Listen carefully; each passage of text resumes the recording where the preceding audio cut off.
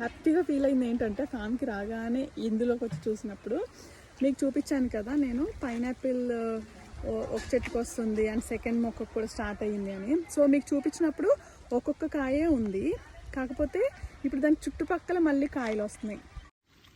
So చూసారా, ముందు ఇవన్నీ లేవు, దీనికి ఏదో ఫ్లవర్ లాగా చుట్టూరు మళ్ళీ ఇంకొక కాయలు స్టార్ట్ అయిపోయాయి.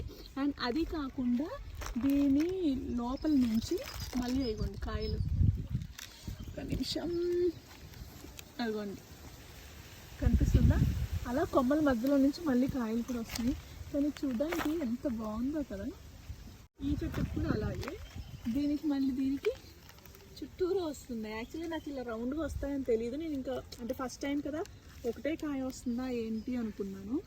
బట్ దీనికి కూడా ఇలా కాయ వచ్చింది అండ్ లోపల నుంచి మళ్ళీ స్టార్ట్ అవుతున్నాయి. దీనికైతే ఏం స్టార్ట్ అవ్వలేదు. బాగుంది కదా చూడడానికి, ఫ్లవర్ లాగా ఉంది.